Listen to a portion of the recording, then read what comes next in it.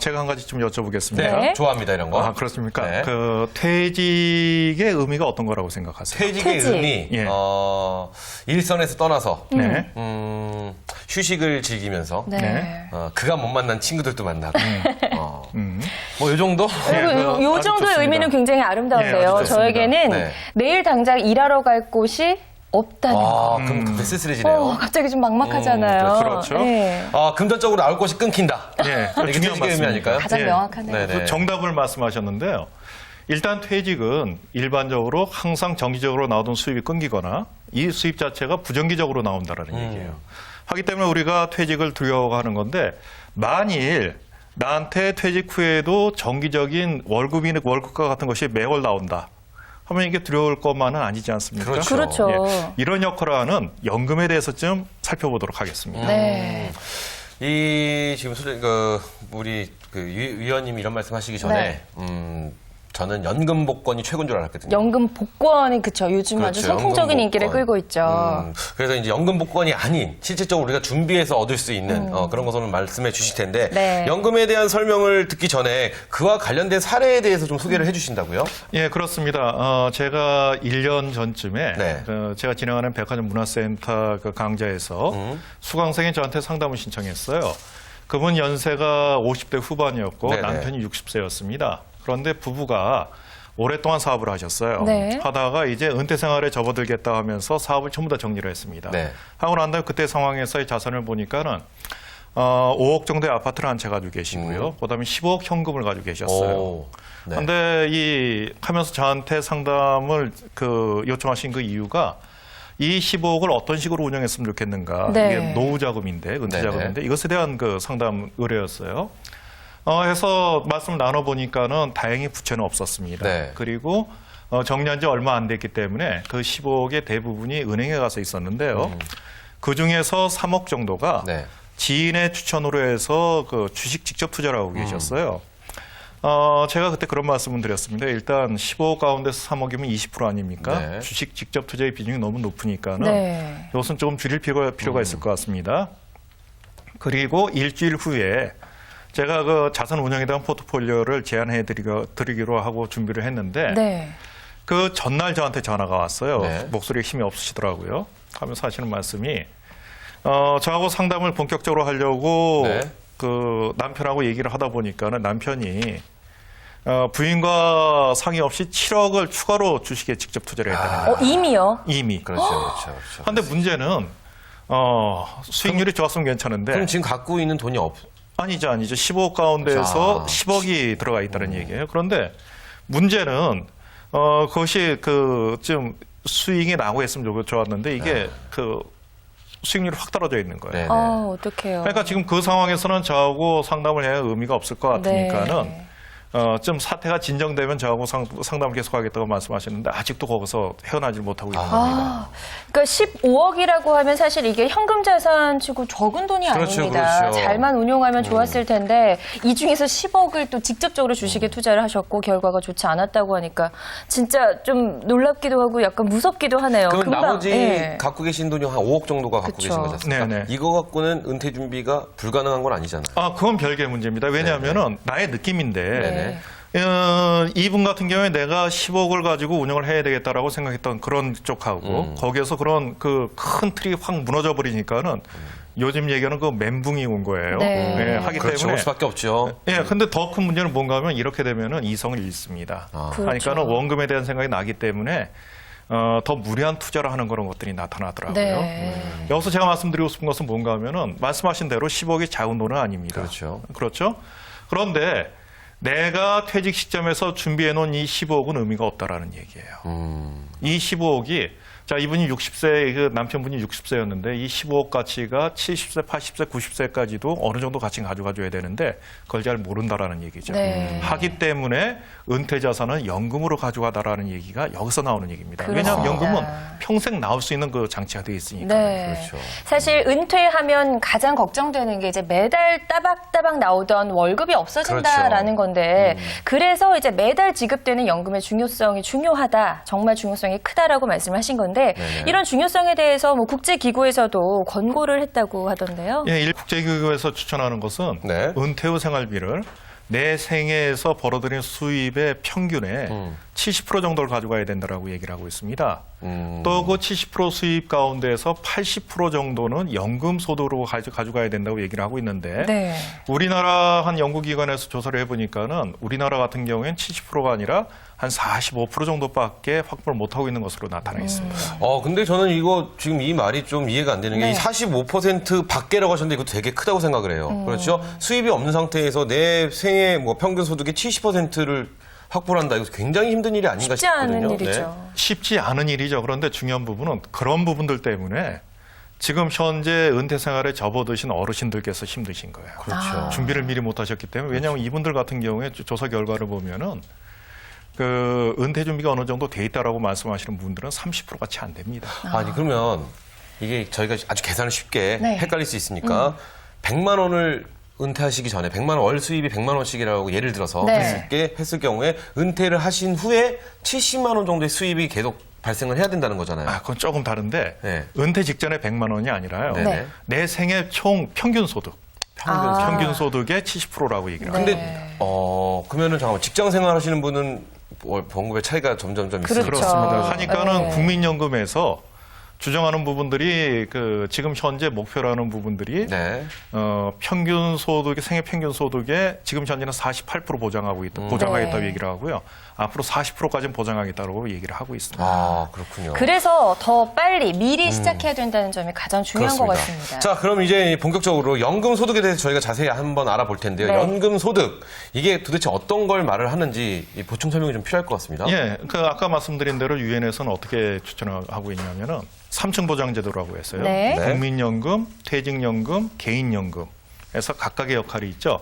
국민연금은 가장 기본적인 생활비, 네. 퇴직연금은 퇴직금을 얘기를 하는데 조금 표준적인 생활을 할 수 있는 부분들. 그다음에 개인연금을 통해 가지고 어떤 여유 있는 생활을 하라라고 얘기를 합니다. 네. 이 시간에는 개인연금에 대해서 좀 말씀을 드릴 텐데요. 네. 이 개인연금은 말 그대로 내가 원해서 가입을 하는 거예요. 그래서 내가 미리 준비를 하고 내 노후에 일정 기간 동안 또는 평생토록 연금액을 계속 받는다라는 거죠.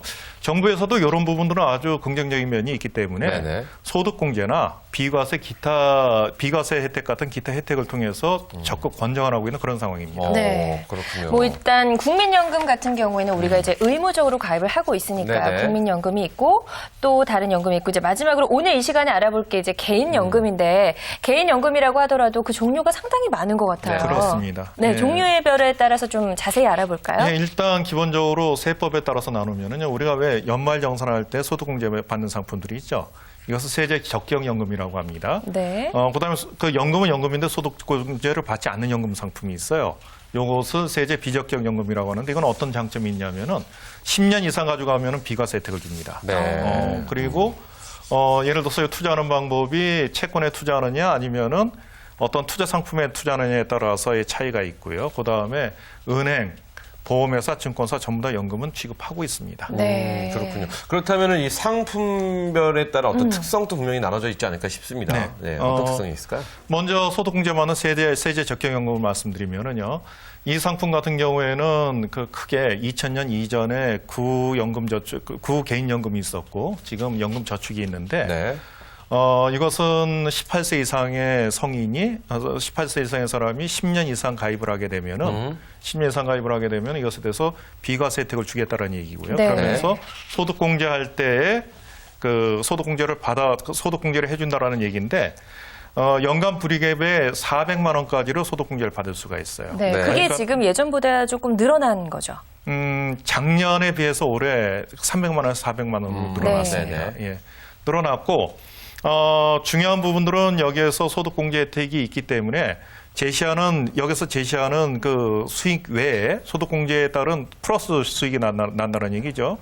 소득이 많은 분은 최대한 세금을 얼마까지 내냐면은 41.8%까지 냅니다. 네. 하면 이 41.8%에 대한 것은 400만 원에 대해서 환급을 받는 거기 때문에 네. 이건 플러스 알파가 될 수 있다는 얘기죠. 그러네요. 일반적으로 내 소득이 얼마냐에 따라서 네. 받을 수 있는 그 효과는 다를 수가 있는데 평균적으로 이 한 연봉 4천 정도 이상이 되면은 네네. 뭐 공제 빼고 뭐하고 해서 한 16.5% 정도 소득 공제를 받을 수 있기 때문에 그 네. 금액으로 따지면 한 66만 원 정도 되거든요. 400만 원 최고로 받는다고 하면 이것도 상당히 매력적일 수가 있습니다. 네.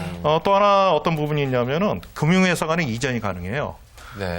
보험사에서는 연금저축보험, 은행에서는 연금저축 신탁, 그 보험사, 그 증권사에서는 연금저축 펀드라고 얘기를 하는데 네. 각각의 전부 다 대수했는데 예를 들어서 보험사에서 내가 가지고 있다가 증권 주식이 괜찮을 것 같다. 네. 그럼 이것을 주식적으로 바꿀 수가 있어요. 이렇게 이전이 가능한데 보험사에 있다가 바꿀 때는 한 가지 주의하셔야 될 점은 내가 낸 원금이 아니라 해약 환급금을 가지고 바꿔주기 때문에 네. 처음에 계산할 때 원금보다 작을 수도 있는 것은 고려해둬야 됩니다. 그러네요. 그러니까 중간에 변경을 하게 되면 어찌됐든 해약을 해야 되는 상황이니까 원금보다 좀 줄 수도 있다 이런 말씀인데 복잡합니다. 이게 연금 종류가 사실 복잡합니다. 많이 나뉘다 보니까 조금 더 어렵다라는 생각이 드는데 그렇죠, 사실 그렇죠. 또 우리가 잘 알고 나면 그렇게 어렵지만은 않을 것 같습니다. 또 다른 종류가 있나요?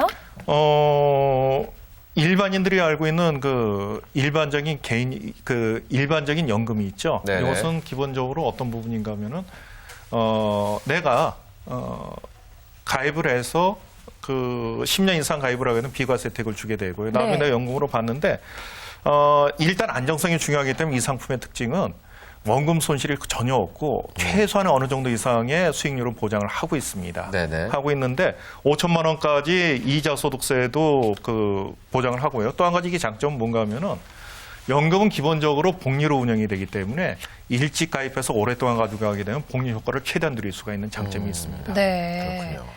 자, 그리고 이제 지금 말씀하신 게 약간 금리 연동 상품과도 네네. 연관이 있는 건가요? 예, 이런 것을 금리 연동 상품이라고 얘기를 하고 있습니다. 네, 그렇군요. 그렇습니다. 자, 그러다 저는 근데 개인적으로 요새 궁금한 네. 게요. 그 요새 연금의 종류가 굉장히 많지 않습니까? 많죠. 근데 요새 또 뉴스에 보면은 그 주택연금이라고 하나요? 어르신들 예, 많이 예, 하시는 예. 그러니까 미리미리 은퇴 준비를 못 하신 어르신들이 네. 많이 하시는 게 또 주택연금이라고 들었는데 그거에 대해서 간단하게 한번 설명을 좀 해주시죠. 주택연금은 네. 내가 살고 있는 집을 담보로 해서 대출을 받는데 네. 일반적으로는 그 대출을 받았을 때 일시금으로 받지 않습니까? 그렇죠. 근데 이 주택연금 같은 경우에는 대출을 일시금으로 받는 것이 아니라 연금 형태로 받는 거예요. 네. 내가 사는 집에서 내가 살고 있는 집에 계속 살면서 이 주택을 담보로 해서 연금으로 해서 평생토록 받는 건데 네. 이 커다란 장점 중에 하나는 내가 한번 시작하면 이것도 역시 죽을 때까지 받는 겁니다. 그렇죠. 죽을 때까지 받고 내가 사망하고 내 배우자가 살아있다 그러면 배우자한테 이게 또 그 연계가 네네. 돼요. 하고 내가 사망한 시점에 계산을 해서 내가 받은 것이 내가 그 담보로 해서 받은 연금액이 총 받은 연금액이 주택값보다 적다. 네. 주택값이 올라가지고 주택값보다 적다 하면 그 차익이 있지 않습니까? 네네. 차익분에 대한 것은 상속자들한테 넘겨주고요. 네. 반대로 내가 받은 것보다 주택값이 주택값이 떨어지면. 떨어졌다. 그렇죠. 그럼 그냥 그대로 끝입니다. 그래요. 예, 예. 그런 점에 있어서 조금 좀 매력적이네요. 매력적이긴 한데 네. 그렇죠. 그렇다면은 이제 그래서 요새 뉴스나 이런 데서 보면 많은 분들이 하신다고 이렇게 나온 거 보면 네. 굉장한 어떤 장점이 있나 했더니 이런 또 매력이 있군요. 그러네요. 이런 이 주택연금 같은 경우가 이제 지금 노후에 대해서 은퇴 준비를 안 하시는 분들이 좀 서둘러서 하시는 분들이 많이 있겠죠. 많이 그런 부분들이 있죠. 요 장점 중에 하나는 또 어떤 것이 있냐면은 지금 현재 그 주택연금 같은 게 실거래가인데 네. 현재 실거래가로 지금 그 평가를 하기 때문에 나중에 주택값이 하락하더라도 지금 것을 그냥 그대로 받게 되는 거예요. 그러니까는 요즘 그 부동산 경기가 좀 침체되고 있지 않습니까? 네네. 그러니까 네. 집값 더 떨어지기 전에 최대한 챙기자 하는 부분이 있어서 요즘 그 주택연금에 대한 수요가 많이 늘었다라고는 말씀드렸습니다. 네. 이 연금 참 매력 있습니다. 역시 그렇죠? 많이 알아야겠네요. 그렇습니다. 네, 나한테 적합한 연금을 찾기 위해서는 많이 아는 게 좋을 것 같습니다. 자, 근데 아까 이 연금의 이 상품별 특징에 대해서 굉장히 많이 말씀을 해주셨는데 이게 사실은 너무 어렵습니다. 그렇죠. 너무 계산도 힘들고 그러니까 어떤 직군에 계신 분들은 이런 상품을 하시는 게 좋고 예를 들어 저희 같은 프리랜서들은 어떤 연금 상품을 들어야 될지 사실 이게 굉장히 복잡하거든요. 프리랜서 그다음에 그 급여 생활자 할 거 없이요. 네. 기본적으로 가져가셔야 되는 것은 네. 그 주택 앞서 말씀드린 세제 적격 연금 상품 가져가셔야 됩니다. 왜냐하면 네네. 요 세제 적격 상품이 그 급여 생활자나 자영업자나 전부 다 이 세대 그 소득공제 효과를 나타낼 수가 있거든요. 네. 그러니까 가장 기본적으로 이걸 가져가시는 것이 좋겠고요. 물론 그 전에 일반적으로 자영업자들 가운데서 국민연금 그 지역연금으로 바꿔서 그 납부하지 않은 분들이 많이 계신데 무조건 내셔야 됩니다. 그렇군요. 네. 자, 그렇다면 그 밖에 또 어떤 연금들이 네. 준비가 되어 있는지 궁금합니다. 지금 변액연금을 제가 설명을 드릴 건데요. 네. 이 변액연금, 지금 연금 상품에 있어서 가장 커다란 약점은 어떤 부분인가 하면은 물가 상승을 반영하지 못한다라는 부분이에요. 네. 그 한 가지 제가 더 여쭤볼게요. 예를 들어서 지금 연금 상품을 가입하려고 하시는 네네. 거예요.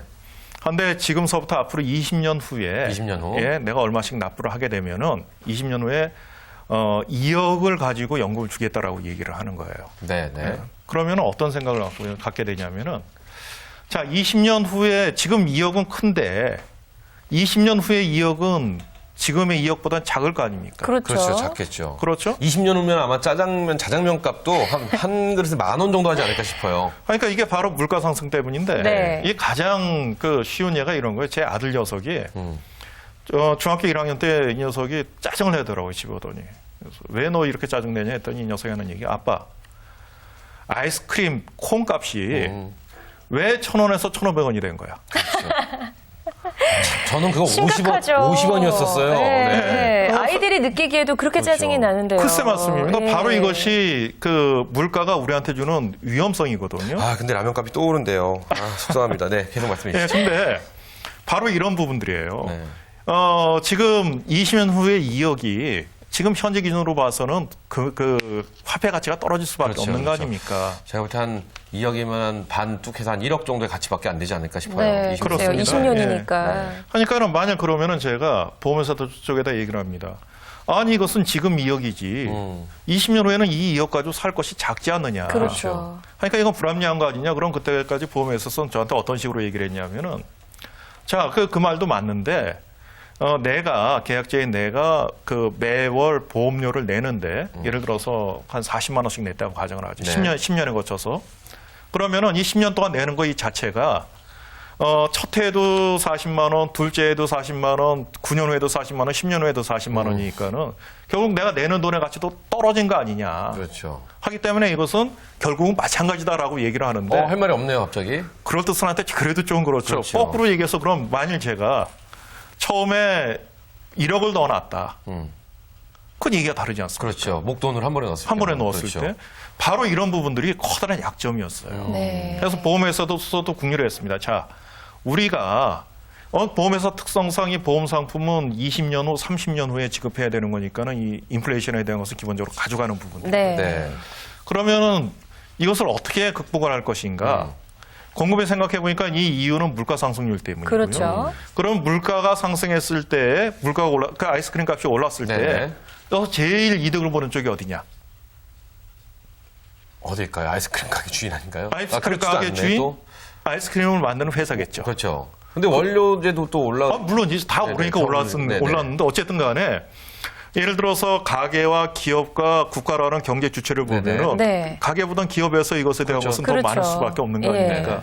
자, 그럼 거꾸로 그러한 아이스크림 가게에다가 아이스크림을 만드는 회사에다 투자를 하면은 장기적으로 봤을 때에도 물가 상승에 대한 부분은 반영될 거 아니에요. 어느 정도 그렇죠? 반영이 될 것 같은데요. 기업의 가치가 크니까. 네. 아, 그러면은 이 기업에 투자를 하면 되겠구나. 해서 그런 기업에 투자하는 방법이 뭐냐 따져보니까는 주식 투자라는 얘기예요. 네. 하면서 이 보수적인 그 보험회사에서 네. 이 보험료를 그 펀드와 같은 이런 식의 실적 배당형 특별 계정에다가 네. 투자를 하기 시작한 거예요. 네네. 하면서 이론상으로 변액연금이 만들어진 것은 가장 커다란 약점인 물가 상승에 대한 것을 커버할 수 있는 것이 이런 식으로 가면 되지 않겠느냐라고 네. 해서 변액 상품을 만들었습니다. 그러면 네. 이 변액연금이라는 것은 어떤 건가 하면은 일반적으로 연금은 약속한 금액을 약속한 만큼만 계속 주는 거죠. 정액으로 준다는 얘기예요. 네. 그런데 이 변액은 그런데 그 말씀 그대로 특별 계정 예를 들어서 쉽게 펀드라고 설명하죠. 펀드에 투자를 해놓으면 이게 항상 수익을 보는 건 아니지 않습니까? 그렇죠. 손해를 볼 손해도 가능성도 볼 수도 충분하죠. 있고 하니까는 수익을 볼 수도 있고 손해도 볼 수도 있는데 그러한 실적을 내가 받는 연금에 반영해 준다. 하기 때문에 내가 받는 연금액이 바뀔 수가 있는 거예요. 해서 변액이라는 얘기가 앞에 그렇다면 여기서 궁금한 게 생기는데요. 만약에 네네. 실적이 좋지 않을 경우에는 내가 예상했던 연금보다도 적게 받을 수 적게 받을 수 있다는 있는 말씀인가요? 그런 부분도 있습니다. 그런데 우리나라에서 이 변액연금 상품의 가장 매력적인 것이 어떤 부분인가 하면은 연금 자체는 네. 안정적으로 나와야 되는 부분 아닙니까? 그렇죠. 이게 연금의 기본적인 그렇죠. 특성이거든요. 하니까는 우리 대한민국의 경우에는 변액연금 같은 경우에는 최소한의 안전장치를 만들어놨어요. 내가 예를 들어서 그 계약 기간 동안에 납입 총 1억을 납입했다. 네. 그런데 연금을 개시하는 시점에서 보니까는 운영을 잘못하고 그때 시장이 너무 안 좋아가지고 1억을 납입했는데 7천만 원만 지금 적립금이 돼 있어요. 네. 이럴 경우에는 그냥 1억 줍니다. 그러니까 최하 보장 어느 선이 그렇죠. 결정이 어떤 되어 있네요. 선을 정해놓고 네. 그거보다 떨어지면 그만큼까지 무조건 보장을 해드리고 그 이상의 수익률은 무조건 돌려주는. 그렇습니다. 매력 있습니다. 네. 예. 그런데 사실 최근에 네네. 이 주식 시장이 좀 좋지가 않은 상황이잖아요. 맞습니다. 그래서 제 주변에서는 변액연금, 뭐 변액 유니버셜 이런 상품에 들었던 분들이 막 하소연을 하시더라고요. 저 네. 방송을 하고 있어요, 요새. 네. 그런 분들도 주변에 좀 많지 않으셨어요? 많이 계시죠. 많이 계신데 이런 부분이에요. 사실 이 변액 상품 같은 경우에는 기본적으로 10년 이상 가져가야 됩니다. 네. 10년 이상 가져가야 되고 그 전에 예를 들어서 어떤 목적으로 쓴다라고 한다라면은 그 변액 상품을 선택할 이유가 없어요. 연금화 시켜놓은 이런 부분들이기 때문에 대신에 또 어떤 부분들이 있냐면은 말씀하신 대로 그 주식 시장이 많이 바뀔 수가 있으니까 그런 그 리스크를 회피하기 위해서 네. 변액연금 밑에는 그 채권형 펀드, 주식형 펀드, 네네. 해외 펀드, 맞아요. 다양한 펀드들이 있기 때문에 그 시장 상황에 따라서 펀드 변경이 가능한 그런 근데 그것 부분이 또한 있습니다. 그 가입을 하면서 그쪽 분들에게 이임을 하면 그분들이 알아서 돌려서 해주지 않나요? 그것은 현실적으로는 아, 아닙니다. 그래요? 그렇구나. 왜냐하면은 어차피 투자라는 부분이 들어갔기 때문에 네네. 투자에 대한 책임은 투자자 본인이 지는 거지 누가 해줄 수 네. 없는 그렇군요. 자, 그럼 또 여기서 저는 궁금증이 생겨요. 네네. 이 변액연금 같은 경우에는 어쨌든 펀드에 투자해서 운용을 한다고 하셨기 때문에 진짜 우리가 알고 있는 펀드와 어떤 차이점이 있는지도 궁금한데요. 1대1 비교는 그 힘든데요. 네. 기본적으로 그 변액연금은 그 구조 자체가 보험회사에서 만든 상품이기 때문에 네. 앞에서 사업비를 뗍니다. 내가 10만 원을 넣었다고 그랬을 때 10만 원을 전부 다 특별 계정인 펀드에 넣는 것이 아니고 거기에서 한 15,000원에서 2만 원 정도 사업비를 떼고 네. 나머지를 넣게 되는 거예요. 네. 하기 때문에 펀드와 1대1 그 비교는 힘들고요. 대신 어떤 부분이 있냐면은 이 변액연금 같은 경우에는 그 펀드 운용 수수료가 1% 미만으로 상대적으로 작아요. 네. 일반적으로 펀드 수수료가 한 2.5%, 2.4% 정도 된다고 하는데 반해서 하기 때문에 어느 정도 시기가 지나고 나면은 변액연금이 더 괜찮아질 수 있는 그런 포인트들도 나타납니다. 그러니까 기간에 따라서 다를 수 있다 이런 말씀이시네요. 예, 중요한 말씀이죠. 그쵸? 하기 때문에 10년 이내의 상품 같은 경우에는 정신펀드가 맞고요. 네. 10년 이상일 경우에는 변액자가 들어가는 것이 맞고 그러니까 멀리 내봤을 땐 변액이 맞고 네. 그렇죠. 정리하면 짧게 네. 보면은 그냥 연금으로 가는 게 맞는 말이다 이렇게 말씀해 주셨는데 네. 자 그렇다면 마지막으로 변액 유니버셜 보험에 대해서 말씀을 해주신다고요. 어떤 건가요? 그러니까 구분하기가 상당히 힘들죠. 네네. 아, 얘기는 많이 이름이 너무 있는데, 일단 예. 헷갈립니다. 비슷하고요. 비슷하고. 길고요. 네. 예, 길고 기본적인 차이, 변액연금하고 기본적인 차이 말씀드릴게요. 원금 보장 안 됩니다. 변액 유니버셜 상품의 유니버셜. 경우 예, 원금 보장 안 되고 대신에 변액연금은 보험사에서 어떤 부분이 있냐면은 원금 보장을 해야 되는 위험이 있기 때문에 주식에 대한 투입 비율을 낮춰요. 전체 자산 운용 가운데서 50% 이하로 낮추거든요. 근데 변액 유니버셜 같은 경우에는 그 운용 수익에 대한 책임이 고객한테 가는 원금 보장에 대한 적이가 없기 때문에 네. 주식 투입 비율이 거의 90%까지 가는 아주 상품이 공격적으로 있습니다. 투자를 하게 되네요. 그렇습니다. 그러니까 보다 적극적으로 수익 추구형인 그런 분들한테 맞고요. 근데 변액 유니버셜 같은 경우도 가입을 할 때 뭐 몇 프로까지 뭐 손해에 대한 감안을 하시겠습니까? 이런 거 물어보지 않나요? 기본적으로 그 투자 성향에 대한 것은 어느 상품이나 다 해야 되는 그런가요? 거죠. 예. 그렇군요. 그렇군요. 변액 유니버셜은 원금 보장이 되지 않는다라는 거. 네. 하지만 공격적인 투자 이건 좀 은퇴를 앞두신 분보다는 좀 젊은 층에 있는 우리 지금 구직을 하고 계신 분들께서 좀 많이들 하시지 않을까 이런 생각이 드는데요. 네. 예, 그런 부분도 있습니다. 그다음 네. 또 한 가지 장점은 뭔가 하면은 추가 납입과 중도 인출에 대한 기능이 있는데요. 상품에 따라서는 추가 납입 여력이 무지하게 커요. 그런데 이 상품도 변액연금도 마찬가지고 변액유니버셜도 마찬가지고 10년 이상 가지고는 비과세 혜택을 주고 있거든요. 네. 주고 있는데 변액연금, 변액유니버셜 같은 경우는 상품에 따라서는 예를 들어서 한 달에 한 10만 원씩 쉽게 계산해 10만 원씩 내가 내는 계약을 했다고 하면은 추가 납입 한도가 한 2억에서 3억까지 나오는 그런 상품들이 있어요. 그럼 이것은 그 10년만 지나고 나면 비과세이기 때문에 그 후에 내가 넣고 빼는 것에 대해서는 다 비과세거든요. 네. 이런 장점도 있을 수 있습니다. 알겠습니다. 자, 오늘 이렇게 해서 변액 유니버셜 연금까지 이렇게 쭉 네. 알아봤는데요. 오늘 이제 뭐 다양한 상품에 대해서 자세히 설명을 해주셨습니다. 끝으로 연금에 가입하기 전에 우리가 꼭 알아둬야 할, 주의할 점이 있다면 어떤 게 있을까요? 앞서 제가 말씀드린 그 세제 적격연금 같은 경우에는 중간에 해약을 하게 되면은 그 가산세가 많이 물립니다. 네. 그러니까 중간에 깰 것 같으면 가입하지 마십시오. 네. 장기로 보고 목적에 맞게 해주십시오. 알겠습니다. 네, 알겠습니다. 자, 은퇴 후 기본적인 어떤 생활과 직결되어 있는 연금 정말 가장 중요하다라고 할 수 있는데요. 네네. 역시 빨리 준비를 시작할수록 좋다는 거 꼭 유념하셨으면 좋겠고요. 오늘 들은 이야기가 또 은퇴를 준비하는 분들에게 많은 도움이 됐으면 좋겠습니다. 네. 위원님 오늘 말씀 잘 들었습니다. 고맙습니다. 감사합니다. 감사합니다.